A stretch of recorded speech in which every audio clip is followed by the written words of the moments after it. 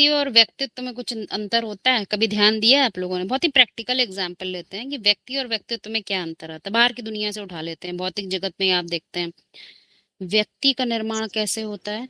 5 तत्वों के आधार पर। और व्यक्तित्व का निर्माण कैसे होता है? जो उसको स्थान मिलता है, समय मिलता है और वायुमंडल मिलता है। क्योंकि जब कोई आत्मा शरीर के आधार पर जन्म लेती है तो क्या होता है, उसका उसको वही पर्टिकुलर स्थान, समय, वायुमंडल मिलता है जो जिसका वो कारण है, जिसके कारण को जो वहां फलित हो सकता है।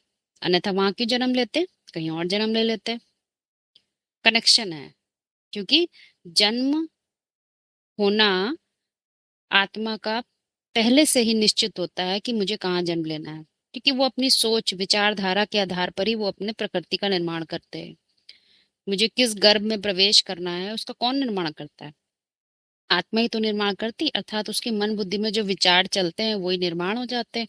इसीलिए बोला जाता है अंत अंत समय जो किसका नाम सिमरे, राम नाम सिमरे। तो राम नाम सिमरता है तो उसकी यथा गति, जैसे उसकी गति है वैसे उसको शरीर भी मिल जाता है। तो वो शरीर जो मिला उसमें 2 चीजें होती हैं। पहले जो शरीर मिलता है वो उसके पूर्व जन्मों की जो सोच होती है उसके आधार पर मिलता है, और उसका एक व्यक्तित्व भी डेवलप होता है। व्यक्तित्व का मतलब पर्सनैलिटी समझ सकते हो, वो डेवलप होती है धीमे धीमे स्थान, समय, वायुमंडल के आधार पर। क्योंकि सृष्टि का चक्र है, सदा चक्र एक जैसे तो रहेगा नहीं। सदा ही हम देवताई स्थिति में तो रहेंगे नहीं। देवताई स्थिति होगी, फिर रजो प्रधान युग से मनुष्य की स्थिति होती है, और फिर धीमे धीमे हमारा क्या होता है, कलयुग के अंत में आते आते मनुष्य के से क्या हो जाते हैं, धीमे धीमे और नीची स्थिति पकड़ लेते हैं, जिसको हम असुर भी कह देते हैं। तो ये क्या चीज बदल रही है? स्थिति बदल रही है, और स्थिति के आधार पर स्थान, समय, वायुमंडल बदल रहा है। तो जो व्यक्तित्व का निर्माण हुआ वो भौतिक जगत में किसके आधार पे हो गया? समय, स्थान, वायुमंडल के आधार पर। बस इतना अंतर होता है। जो श्रेष्ठ आत्मा होती है उस पे स्थान, समय, वायुमंडल इतना व्यक्तित्व को नहीं प्रभावित कर पाती जितना कॉमन मैन को कर लेती है। यहाँ तक सभी को स्पष्ट हो रहा है? हाँ, हो गया। ठीक है, हाँ, हो यहाँ गया। तक स्पष्ट हो गया। तो वो माने व्यक्तित्व का देखिए असाधारण निर्माण। को है, असाधारण व्यक्तित्व है। हाँ, एक साधारण एक व्यक्ति होता है। जो कॉमन मैन होता है उसको छोड़ दीजिए, उसकी तो यहाँ बात नहीं है। तो बीज रूप आत्माओं की बात हो रही है ना। तो बीज रूप आत्माओं में स्थिति के आधार पर ताकत होती है, क्योंकि वो आत्मबल होता है। तो आत्मबल स्थान, समय, वायुमंडल पर भावी रहता है एक तरह से। लेकिन जब ज्यादा समय, स्थान, वायुमंडल नीचे की तरफ आ जाता है, कलयुग के अंत तक आने लग जाता है, तो वो उल्टा हो जाता है। समय, स्थान, वायुमंडल हावी हो जाता है उसके ऊपर। तो उसका व्यक्तित्व कैसा हो जाता है? इन्फीरियोरिटी, जिसे अपने आप को बहुत गिरी हुई हस्ती समझने लग जाता है। जो इतनी ऊंची हस्ती थी, देवताई स्थिति थी उसकी, उसकी हस्ती कैसी थी? देवता देने वाला, और आज कैसा हो जाता है? दरिद्र। वो स्थिति आ गई। तो वो स्थिति कैसी हो गई? गिरी हुई हस्ती, इन्फीरियोरिटी आ जाती है उसके अंदर। वो सबके अंदर बंधा बंधा सा महसूस करता है अपने को, क्योंकि वो अपनी ओरिजिनलिटी को, अपनी आत्मबल को नहीं पहचानता है। तो ये हो गया व्यक्ति और व्यक्तित्व का निर्माण।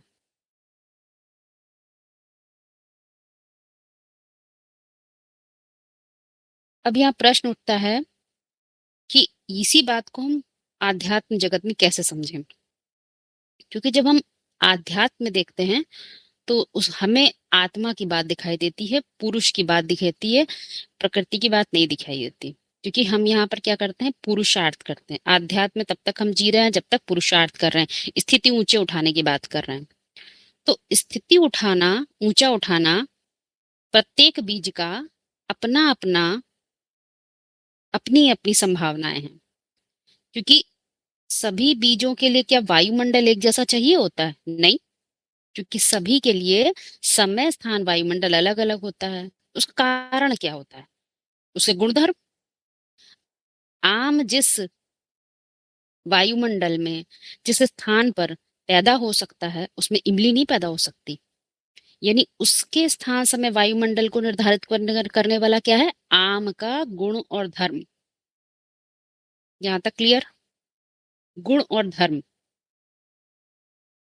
अगर उसमें वो गुण चाहिए उस पर्टिकुलर बीज में वो गुण है तो वो पर्टिकुलर समय पे ही पौधा बनेगा, पर्टिकुलर स्थान में ही फलित होगा। कलयुग में आकर देवता ही आत्मा चाहे हमें राजगद्दी मिल जाए तो कहाँ से मिल जाएगी? क्योंकि उनके अंदर कलह क्लेश पैदा करने का कोई कारण ही नहीं होता। वो तो शांति शांति चाहते हैं। उन्हें क्या पड़ी किसी से लड़ने की? उन्हें उनके अंदर आसुरियत नहीं होती, वो लड़ाई दंगा पसंद नहीं करती, वो शांति शांति पसंद करती हैं। तो अशांत वातावरण में वो कैसे स्थित कर सकते हैं अपने आप को? नहीं कर सकते ना। तो यही बात है समझने की। उसको हम क्या कहते हैं? व्यक्तिगत, उसका अपनी पर्टिकुलैरिटी, उसके अपने होने का अस्तित्व। अब मुख्य बात क्या होती है? कलयुग के अंत तक आते आते वो व्यक्तिगत, जो मूल व्यक्तित्व होता है, अर्थात जो मुकर्रर रथ होता है, उसका क्या हो जाता है? भूल जाते हैं और रथ पे बैठ जाते हैं। मैं ये हूं, मैं फलाना हूं, मैं ये हूं, मैं वो हूं। उस रथ पर सवार होकर कार्य करते हैं। तो कहां से धर्म युद्ध कर पाएंगे? कैसा युद्ध करेंगे? अधर्म का युद्ध होगा। ये मेरा है, ये तेरा है, ये मेरा तेरा का ही युद्ध रहेगा। तो धर्म युद्ध हुआ कि अधर्म का युद्ध रहेगा? का युद्ध अधर्म, रहेगा। अधर्म का युद्ध होगा। क्यों? क्योंकि जब हम मैं तेरा करते हैं तो हम कैसे हो जाते हैं? बहुत सीमित हो जाते हैं। हम समझते हैं बस ये है, ये हो जाए, मेरे बेटे का काम हो जाए, और दूसरे का मुझे नहीं पता। तो उसे क्या कहेंगे? सीमित परिभाषा है। क्योंकि हम बहुत संकीर्ण और सीमित बुद्धि वाले हो जाते हैं। क्योंकि बुद्धि में सारी अपने मुकर्रर का पता ही नहीं, अपने व्यक्तित्व का ही पता नहीं, अपने व्यक्तित्व का जो ओरिजिनलिटी है वो ही भूल गए। अपने मेरे अस्तित्व का यही कारण थोड़ी है। तो वो जब भूलने से क्या होता है? हम अपने आप को, अपनी चीज को, अपने लिए जो सत्य है, मेरे लिए सत्य क्या है यही नहीं पता। विचारिटी हो गई, जिसको बोलते व्यभिचारी। ज्ञान कैसा? इन्फॉर्मेशन कैसी हो गई? जानकारी कैसी हो गई? व्यभिचारी। उसमें सत्य निकालें तो कैसे निकाले ये भी नहीं पता है। ये सभी को स्पष्ट हो रहा है ना? क्योंकि सत्य के निकालने के लिए भी क्या चाहिए? यूनिवर्सल ट्रुथ, शाश्वत सत्य का पता होना चाहिए। में से ही वो निकाल लेता है। सारस है क्या उसको बोलते हैं। तो वो वही बात है। मतलब देह भान की मिट्टी से भी वो अपने लिए चुन लेता है। अपने लिए, जैसे कहते हैं ना, ये मेरा अपना है। मैं मतलब मेरी जो मन बुद्धि है, मेरी मन बुद्धि को जिसमें शांति मिलेगी, जिसमें सुख मिल रहा है, ये वो मेरा है। तो वो सत्य कैसा हो जाता है? उसका व्यक्तिगत हो जाता है। लेकिन व्यक्तिगत तब तक नहीं हो सकता जब तक हमने किसको नहीं जाना है? ऊपर वाले को नहीं जाना है, शाश्वत को नहीं जाना। शाश्वत सत्य। हाँ, उसको नहीं जाना तो पकड़ नहीं पाते, बुद्धि बार बार स्लिप हो जाती है।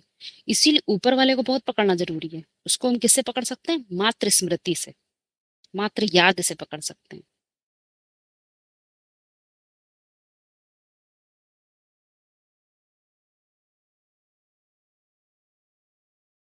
और बाप का क्या मतलब होता है? यदि हम कहें व्यक्तिगत बाप, तो क्या हो गया? व्यक्तिगत बीज, मेरे व्यक्तिगत होने का कारण।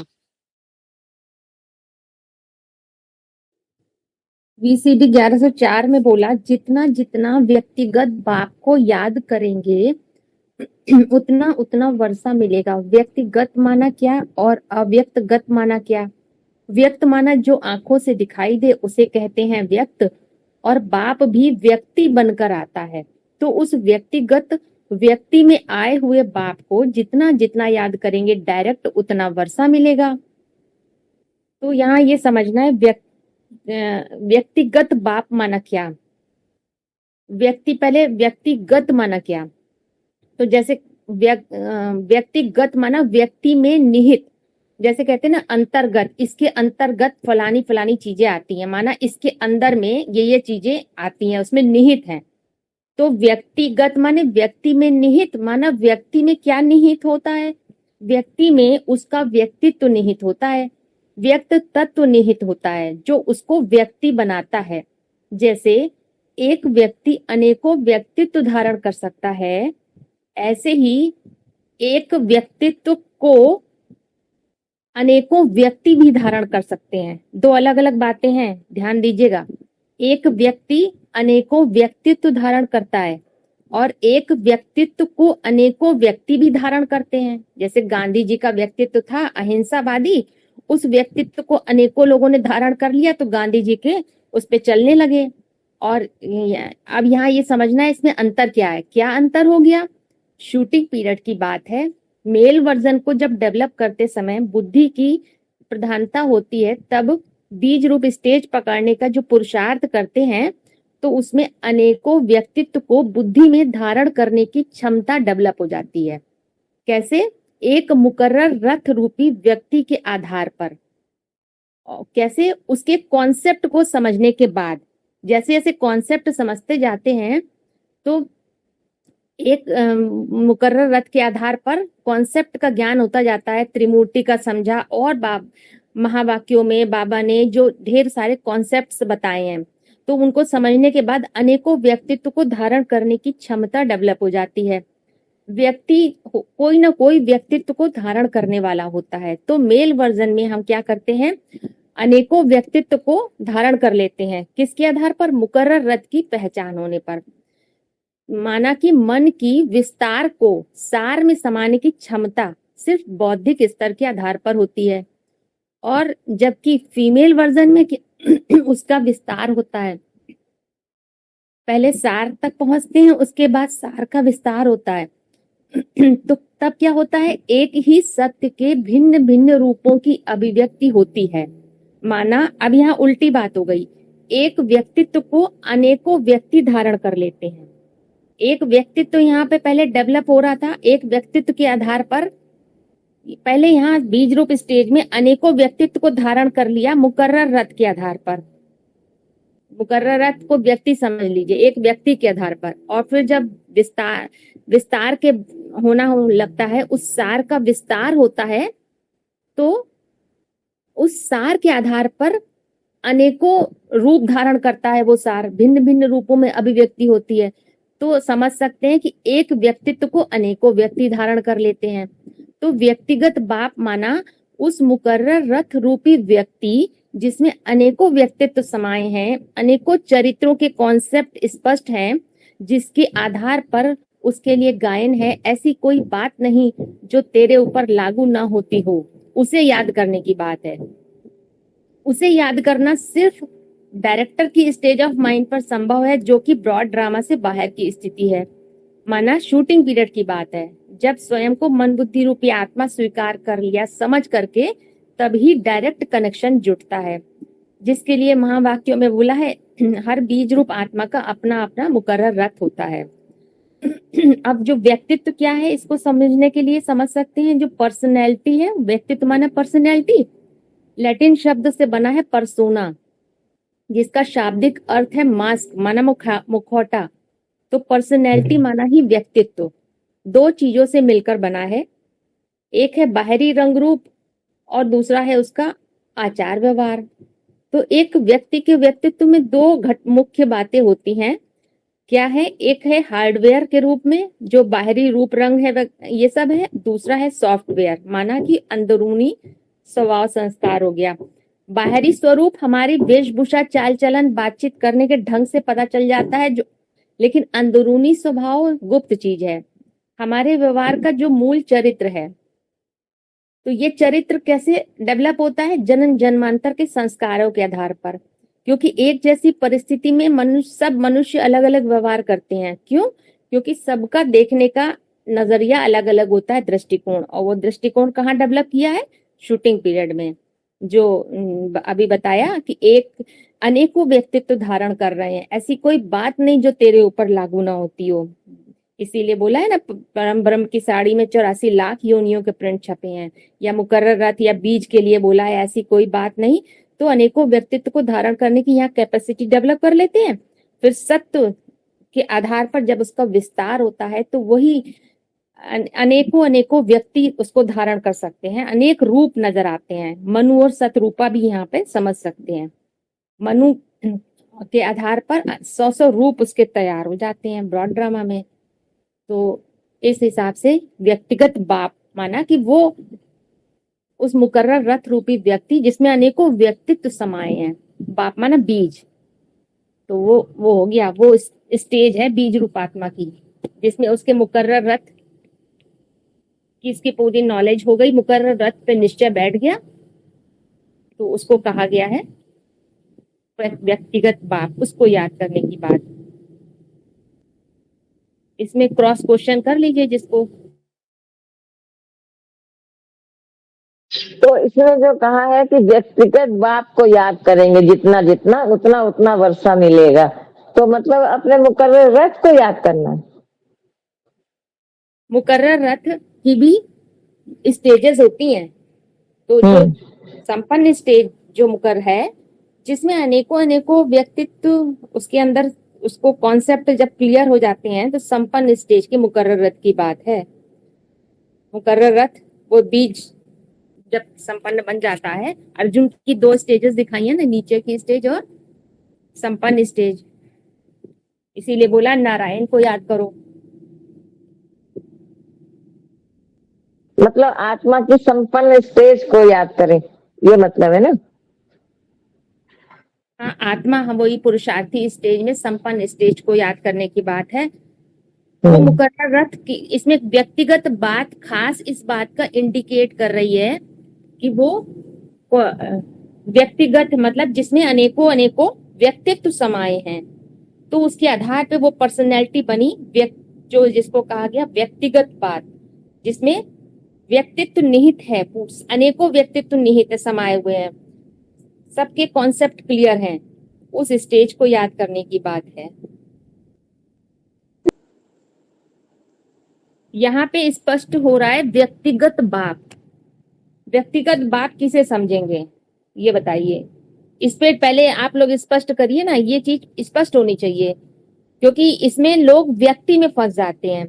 हमको व्यक्ति में नहीं फंसना है, व्यक्तिगत बाप, व्यक्ति के निहित, जो व्यक्ति में क्या होता है, व्यक्त तत्व, व्यक्तित्व समाया है, उसके अंतर्गत क्या क्या है। तो यहाँ एक व्यक्तित्व की बात नहीं है, बीज रूप स्टेज में तो अनेकों व्यक्तित्वों को हम समझ रहे हैं। परिभाषा बीज के लिए क्या बोला है, ऐसी कोई बात नहीं जो तेरे ऊपर लागू ना होती हो।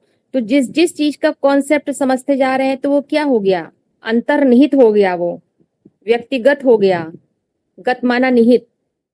तो वो उसको याद करना, उस बीज की उस स्टेज को याद करना है जिसमें अनेकों व्यक्तित्व समाये हैं।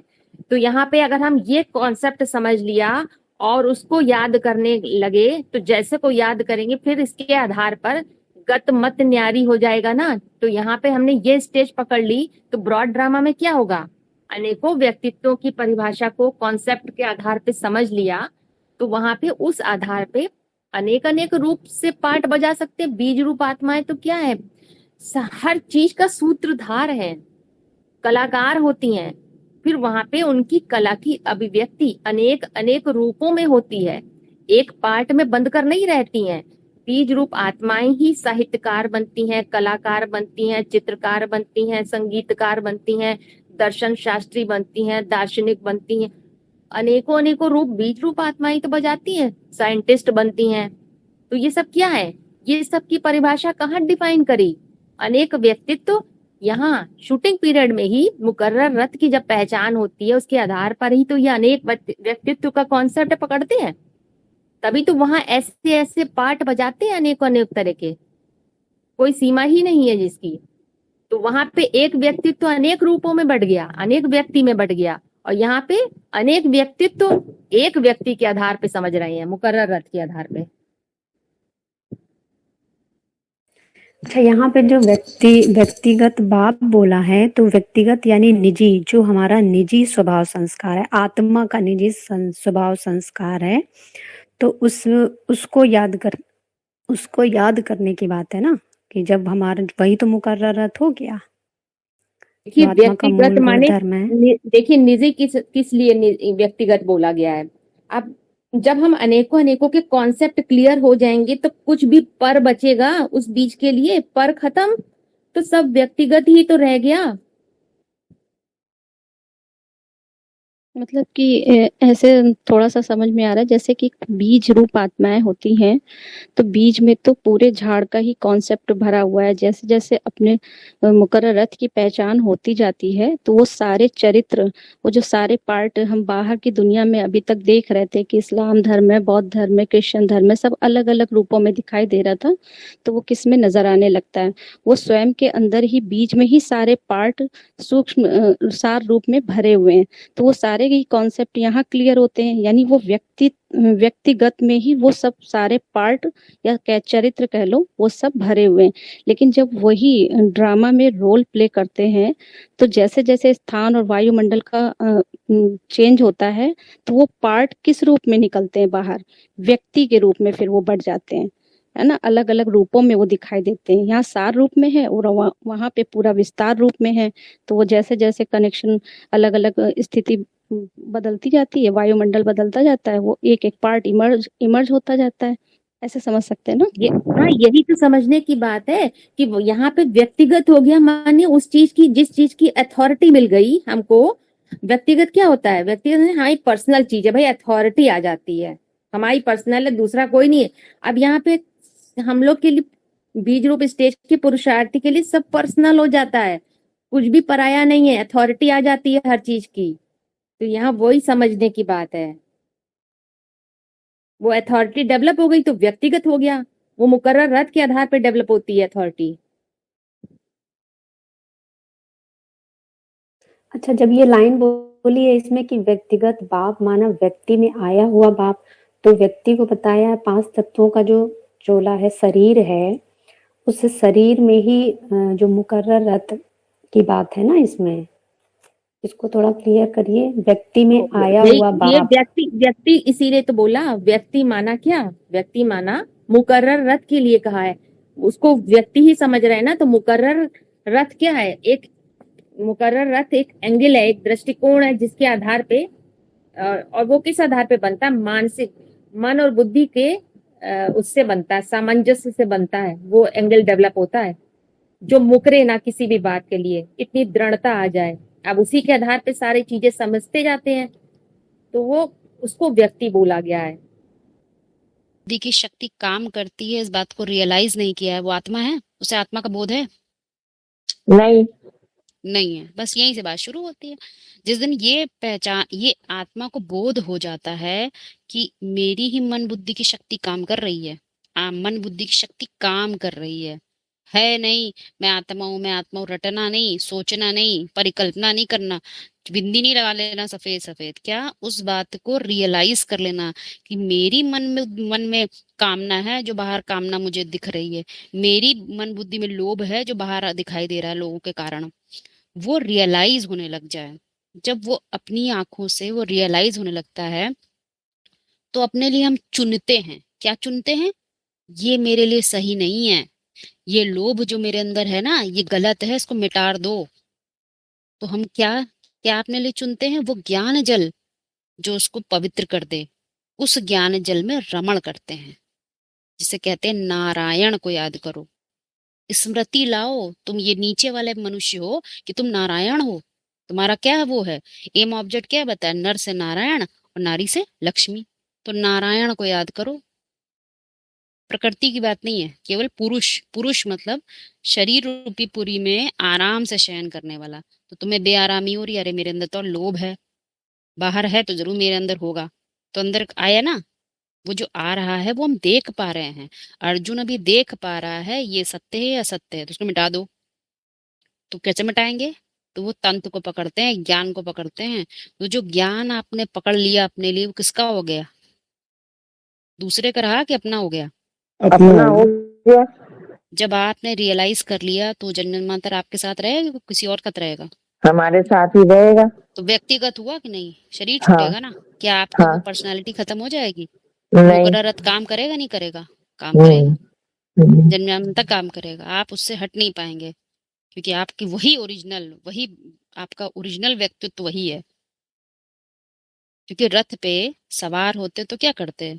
दुनिया में दिखाते हैं कि युद्ध करते हैं, सत्य सत्य का युद्ध करते हैं, धर्म युद्ध करते हैं। तो उसको कहते हैं धर्मारूढ़ हो जाओ भाई।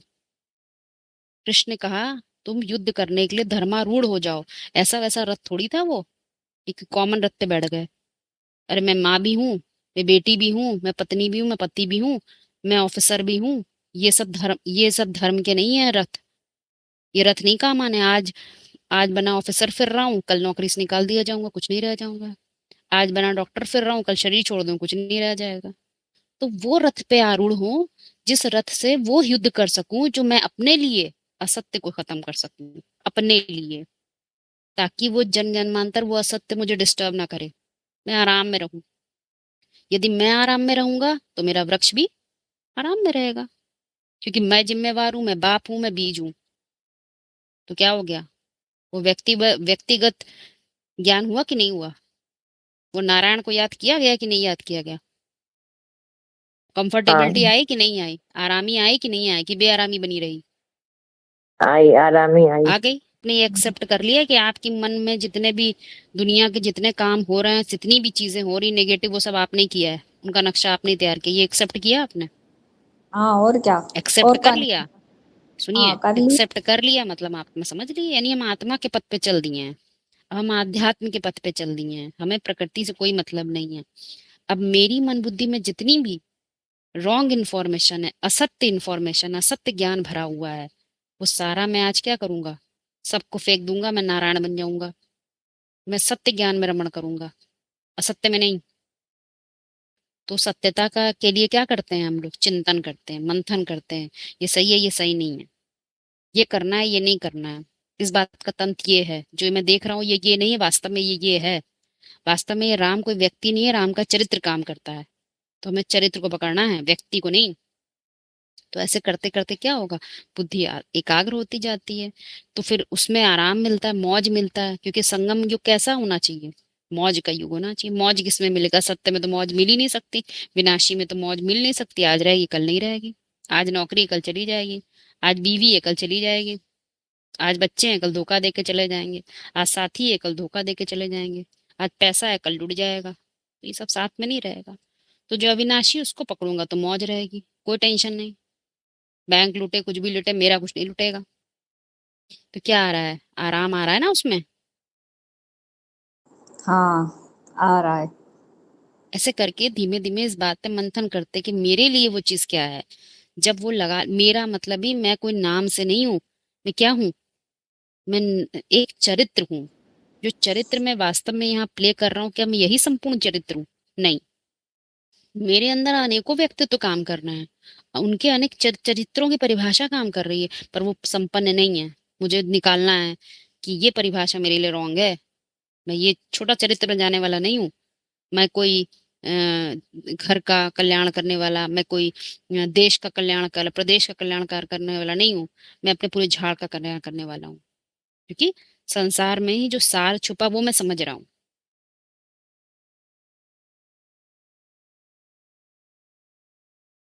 अगर जीवित परमात्मा को न देखा तो जीवन मुक्ति नहीं मिल सकती। तो जीवित परमात्मा बोला, इसका मतलब क्या कोई जड़ परमात्मा भी होता है? हाँ, कैसे? क्योंकि परमात्मा अर्थात आत्मा की परम अवस्था वो तब कही जाती है जब मन बुद्धि अपने मूल से कनेक्ट हो जाती है, तो चैतन्यता आ जाती है। मूल माना मूल भावना, लेकिन उसका एक जड़त्वमय रूप भी है। कौन सा रूप है? उससे पहले परमात्मा की प्रत्यक्षता, परमात्मा प्रत्यक्षता से पहले उसका जड़त्वमय रूप भी है। वो क्या है? परम पिता, परम पिता का रूप, यूनिवर्सल कॉन्सेप्ट के रूप में। परम पिता एग्जाम्पल के रूप में बताया जा रहा है।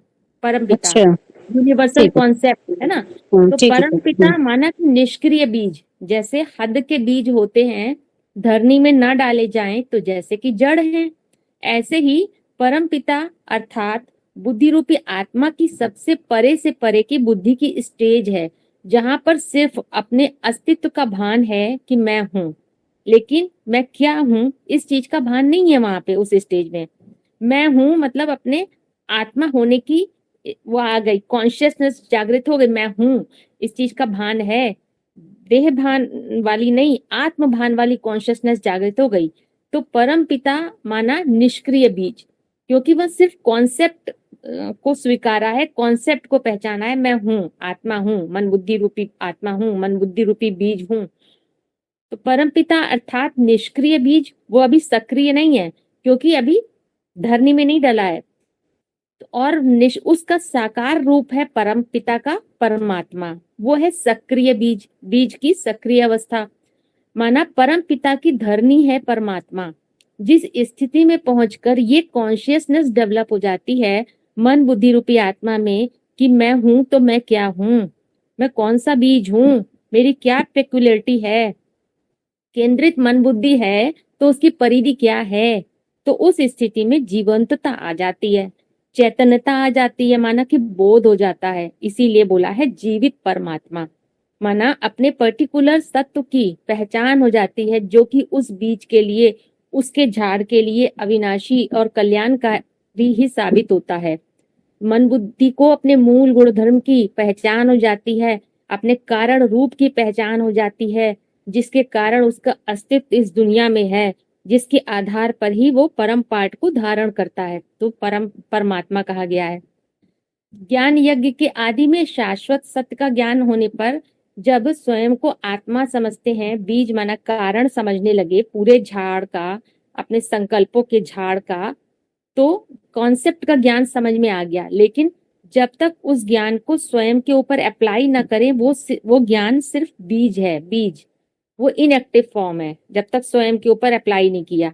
और जब उस कॉन्सेप्ट के आधार पर वो दृष्टिकोण डेवलप हो जाता है, डेवलप कर लेता है बीज रूपात्मा, प्रैक्टिकल एप्लीकेशन शुरू हो जाता है, तो हीरो पार्टधारी बन जाता है, अर्थात अपने पार्ट को धारण करने योग्य बन जाता है, पार्ट को जीने लगता है, पार्ट में नहीं जीता है। इसीलिए परमात्मा कहा जाता है।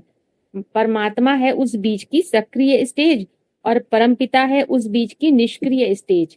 लेकिन परमपिता रूपी बीज के आधार पर ही वो परे से परे का पार्ट बजाने में सक्षम होता है। इसीलिए दोनों का कॉम्बिनेशन साथ साथ कहा जाता है परमपिता परमात्मा शिव बाबा। एक जैसे कि आत्मा और शरीर का संयोग होता है तो सारा कार्य व्यवहार चलता है संसार का। आत्मा अलग हो जाए, शरीर अलग, तो कार्य व्यवहार नहीं चल सकता है। ऐसे ही सुप्रीम सोल जब तक मुकर्रर रथ में प्रवेश नहीं करता, तब तक कोई को भी निराकार की निरंतर याद नहीं आ सकती है। माना आत्मा और शरीर का संयोग वाला पॉइंट बताया गया है BCD 175 में। तो ये दोनों का कॉम्बिनेशन इसीलिए बोला जाता है, क्योंकि जब तक शाश्वत सत्य रूपी कॉन्सेप्ट नहीं पकड़ा होगा, तब तक परमात्मा स्थिति तक नहीं पहुंच सकते, परम पाठ को नहीं पहचान सकते।